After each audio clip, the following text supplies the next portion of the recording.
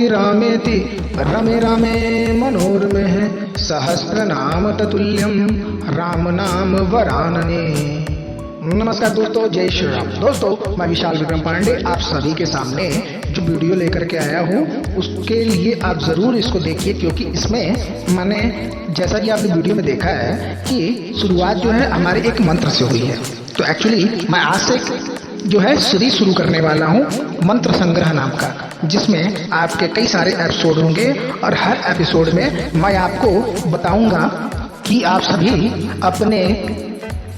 अपने मनवांछित फल प्राप्त करने के लिए किस मंत्र का जाप करेंगे इत्यादि, और जिसका मतलब ये हुआ कि पर्टिकुलर आपकी मनोकामना, जैसे ही कुछ लोग का होता है संतान संबंधित प्रॉब्लम, कुछ लोग की कन्या है तो पुत्र नहीं है उसके लिए, तथा विवाह शीघ्र होना, विवाह अच्छा होना लड़की या लड़के का इत्यादि, मैं आपको बताऊंगा कि पर्टिकुलर आपकी विशेष आवश्यकता अनुसार आपके मनोवांछित फलों को पूर्ण करने के लिए किस प्रकार से कौन सा मंत्र का जाप करेंगे जिससे कि आपको पूर्ण लाभ प्राप्त होगा। तो दोस्तों, इस वीडियो को बिल्कुल भी आप स्किप मत कीजिएगा, इसको पूरा देखिएगा, एक भी चीज छोड़िएगा नहीं, क्योंकि मैं बताने वाला हूँ आज एपिसोड 1 है हमारा। ठीक है, पहले एपिसोड में आपको मैं बताता हूँ कि किस प्रकार से आप संतान प्राप्ति हेतु मंत्र का जाप करके भगवान की कृपा से आप संतान प्राप्त कर सकते हैं। दोस्तों, आप लोगों में से कुछ लोगों को कॉल आया और उन्होंने रिक्वेस्ट किया कि आप जो है प्लीज इस पे वीडियो बनाइए कि किस प्रकार से आप किस देवी देवता की पूजन करना चाहिए, क्योंकि सनातन धर्म इत्यादि सारे धर्मों में है कि ईश्वर एक है, लेकिन यहाँ पे अनेक ईश्वर है। ये कैसे फिर हम इसको समझें, किसकी पूजा करें किसको छोड़ें। दोस्तों, मैं आप लोगों को बताता हूँ, आप लोग सनातन धर्मी हैं तो इस वीडियो को जरूर देखिएगा। अगर आप सनातन धर्म से अलग हैं तब तो इस वीडियो को जरूर देखिएगा, क्योंकि मैं आपके सवालों का जवाब देने वाला हूँ कि किस प्रकार से आप जो कहते हैं ईश्वर एक है, हाँ मैं भी कहता हूँ ईश्वर एक है हमारे सनातन के धर्म पे, आपके कंफ्यूजन को मैं दूर करने जाता हूँ। तो दोस्तों, आपको पहले क्या बताता हूँ मैं, आप ये सब सभी जानते हैं कि हमारे सनातन धर्म में गीता जैसा पवित्र ग्रंथ और कोई नहीं है। गीता बहुत ही पवित्र ग्रंथ है और अपने में ही एक मोटिवेशनल बुक है। तो दोस्तों, हर जिंदगी की प्रॉब्लम का आंसर जो है आपको गीता में मिलेगा, लेकिन आज के भाग दौड़ की जिंदगी में आप सभी गीता को नहीं पढ़ पाते हैं। इस कारण से मैं गीता में अर्जुन और श्री कृष्ण के संवाद को लेकर के आपको बताऊंगा, जो मैंने आपको किस प्रकार से अर्जुन भगवान श्री कृष्ण से प्रश्न करते हैं कि हे देवकी नंदन वासुदेव, मेरे मन में बहुत सारे प्रश्न उठ रहे हैं। भगवान श्री कृष्ण कहते हैं कहो पार्थ, क्या प्रश्न उठ रहे हैं। तो अर्जुन कहते हैं कि हे मधुसूदन, आप कहते हैं कि प्रत्येक व्यक्ति के कर्मों के अनुसार उसको फल मिलता है। अगर आम का पेड़ बोएंगे तो आम ही प्राप्त होगा, बबूल बोएंगे तो बबूल ही प्राप्त होगा। तो मुझे ये बताइए कि ईश्वर का हमारे कर्मों या फलों में क्या हस्तक्षेप होता है, वो किस प्रकार से हमारी मदद करता है। भगवान श्री कृष्ण मुस्कुराते हैं और कहते हैं हे पार्थ, पहले तुम ये जानो कि कर्म है क्या और उसके फल क्या है। इस चीज को बताता हूँ मैं तुम्हें। कर्म सदैव दो प्रकार के होते हैं, एक अच्छा कर्म और एक बुरा कर्म।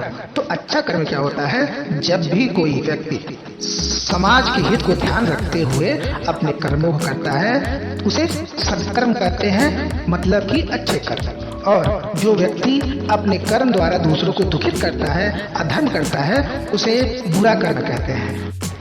और पार्थ, तुमने जो कहा कि क्या ईश्वर किसी के कर्म या उनके फलों में हस्तक्षेप करते हैं, तो अर्जुन बिल्कुल तुम सही हो। भगवान किसी के भी कर्म में कोई हस्तक्षेप नहीं करते या कर्म द्वारा प्राप्त फलों में कोई भी पक्षपात नहीं करते हैं। फिर अर्जुन भगवान श्री कृष्ण कहता है हे प्रभु, अगर हमारे कर्म भी हम ही करें, हमारे फल भी हम ही को प्राप्त होंगे, ईश्वर का कोई हस्तक्षेप नहीं होगा, तो फिर हम ईश्वर की आराधना करते हैं, पूजा करते हैं, इससे क्या लाभ है। फिर भगवान श्री कृष्ण मुस्कुराते हुए कहते हैं कि हे पार्थ, मुझे दुख इसी बात का है कि हर मानव केवल अपने लाभ के लिए ही कोई भी कार्य करता है। जब भी कोई व्यक्ति निस्वार्थ भाव से ईश्वर की पूजन करता है तो निश्चित रूप से उसके कर्म अच्छे होते चले जाते हैं, और अच्छे कर्म करने वाले व्यक्तियों को मैं कदम कदम पर उसको गिरने से रोकता हूँ तथा सदैव ईश्वर पे श्रद्धा रखने वाला व्यक्ति अच्छे कर्म करने के लिए प्रेरित होता है। उसे बुरा कर्म करने से भय लगता है। उसके ऊपर ईश्वर का नियंत्रण होता है। यदि मनुष्य के अंदर हर तरह के भय खत्म हो जाए तो अनियंत्रित हो जाता है और वहीं से बुरे कर्मों का प्रावधान शुरू हो जाता है। और पार्थ, सबसे पहले तुम्हें मैं बताता हूँ ईश्वर है क्या। सबको ये जानना बहुत जरूरी है कि आखिर ईश्वर क्या है। सदैव ईश्वर एक है, परमात्मा एक है। वो आपके प्रकृति के रूप में है। हाँ, प्रकृति ही ईश्वर है और ईश्वर ही प्रकृति है। मैंने अपने बचपन में बाल लीला में अनेकों ऐसे कार्य किए हैं कि जिससे ये सिद्ध होता है कि हमेशा इस धरती पर रहने वाले जीवों का प्रकृति ही प्रभाव डालता है उनकी जिंदगी में। तो दोस्तों, यहाँ पे मैं अब आप लोग को श्री कृष्ण भगवान जी जो अर्जुन से कहने जा रहे हैं उसके माध्यम से मैं आप लोग के इस क्वेश्चन का आंसर देता हूँ। खैर, इस चीज को तो अर्जुन ने नहीं पूछा था कि कितने ईश्वर होते हैं और कैसे इतने सारे होते हैं, लेकिन अपने जवाब में श्री कृष्ण भगवान जी ने इसका आगे दे दिया। उन्होंने फिर अर्जुन से कहा, अगर तुम मेरे बाल लीलाओं को देखोगे तो उसमें एक ऐसा प्रसंग आता है जब लोग भगवान के पूजन के साथ साथ इंद्रदेव की भी पूजन करते थे। उस समय इंद्रदेव को एक अभिमान हो गया था कि मेरी पूजन यहाँ के लोग करते हैं, वृंदावन के लोग। तो उसे मैंने परखा और गोवर्धन पर्वत को मैंने अपनी कानी उंगली पे उठा करके तमाम लोगों की रक्षा करके मैंने उन्हें बताया कि प्रकृति ही आपका ईश्वर है और इसके माध्यम से इंद्र का अभिमान भी चकनाचूर हो गया। तो मैंने कदम कदम पे ये सिद्ध किया है प्रकृति ही भगवान है और भगवान ही प्रकृति है। फिर अर्जुन भगवान से कैसे कहते हैं कि हे देवकी नंदन, ये बताइए कि कोई व्यक्ति संसार में कैसे पूजन करे, किसका पूजन करे और क्या विधि विधान होना चाहिए। भगवान श्री कृष्ण अर्जुन से कहते हैं कि हे पार्थ, हमारे सनातन धर्म में सदैव बताया गया है कि प्रकृति की पूजा होती है, जैसे कि जल की पूजा, वायु की पूजा, पहाड़ों की पूजा और अग्नि की पूजा। हमारे सनातन धर्म में ये प्रावधान है कि इनकी पूजा होती है। ये जानो कि मैं ही आग हूँ, मैं ही पर्वत हूँ, मैं ही गोवर्धन पर्वत हूँ, मैं ही वायु हूँ, मैं ही जल हूँ। फिर अर्जुन कहते हैं, तो मधुसूदन, क्या हम लोग जो प्रतिमा बना करके ईश्वर का या फिर शिवलिंग हो गया इत्यादि की पूजन करते हैं वो नहीं करना होता? क्या किसी अन्य देवी देवता या किसी अन्य भगवान की पूजा नहीं करनी चाहिए? तो भगवान श्री कृष्ण कहते हैं, नहीं पार्थ, बिल्कुल करनी चाहिए। मैंने कभी ये नहीं कहा कि आप प्रतिमा बना करके आप पूजन नहीं करेंगे, बिल्कुल करेंगे। अगर आपको एक मिट्टी में ईश्वर दिखता है, आपकी श्रद्धा होती है कि हाँ इस पत्थर में ईश्वर है, तो मैं उसमें मौजूद होता हूँ। अगर आपको नहीं श्रद्धा है कि इसमें ईश्वर है तो मैं नहीं हूँ।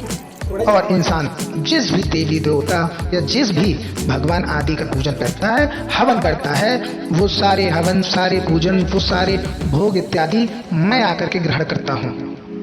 चाहे व्यक्ति जिस रूप में पूजे, शिव के रूप में पूछे, बजरंग बली के रूप में पूछे या किसी भी देव के रूप में पूछे, तो उसका सारा का सारा पूजन मुझे को प्राप्त होता है और इसके पूजन के फलस्वरूप मैं इंसान को जिसके फलस्वरूप आपको अच्छे फल प्राप्त होते हैं, मनोवांछित फलों की प्राप्ति होती है। दोस्तों, जैसा कि मैं अभी आप लोग को बताने वाला हूँ वो मंत्र, बाल गोपाल मंत्र, जिससे आप अपने संतान हेतु भगवान से प्रार्थना करके संतान संबंधित परेशानी को दूर कर सकते हैं। अगर आपका पुत्र नहीं है, पुत्री है, तो पुत्र रूपी रत्न को भी प्राप्त कर सकते हैं। तो दोस्तों, वो मंत्र इस प्रकार से है, ओम देवकी सुत गोविंदम वासुदेव जगतपते देहि मे तन्यम कृष्ण त्वामहं शरणं गतः। दोस्तों, उच्चारण पे ध्यान दीजिए, वैसे मंत्र आपके स्क्रीन पे आ रहा होगा। ओम देवकी सुत गोविंदम वासुदेव जगतपते देहि मे तन्यम कृष्ण त्वामहं शरणं गतः। दोस्तों, इसको आप तुलसी की माला से कर सकते हैं और भगवान श्री कृष्ण की बाल रूप में फोटो ले लीजिए या लड्डू गोपाल भगवान श्री कृष्ण की प्रतिमा को घर पे लाइए, उसकी आप विधिवत पूजन कीजिए अपने श्रद्धा भाव से और उसको प्रणाम कीजिए। सुबह शाम भोग लगाइए, भोग में तुलसी का पत्ता होना अनिवार्य है और आप इस मंत्र का आप रोज एक माला जाप कीजिए तुलसी की माला से। निसंदेह आपको यथाशीघ्र आपको आपके संबंधित फल, संतान रूपी रत्न, पुत्र रूपी रत्न को प्राप्ति होगी। तो दोस्तों, मैं उम्मीद करता हूँ आपको ये मेरा वीडियो पसंद आया होगा और अगले एपिसोड में फिर नए मंत्र के साथ और नई मनोकामनाओं के साथ आऊँगा। तब तक के लिए मैं अपने वाणी को विराम देता हूँ और जय श्री राम।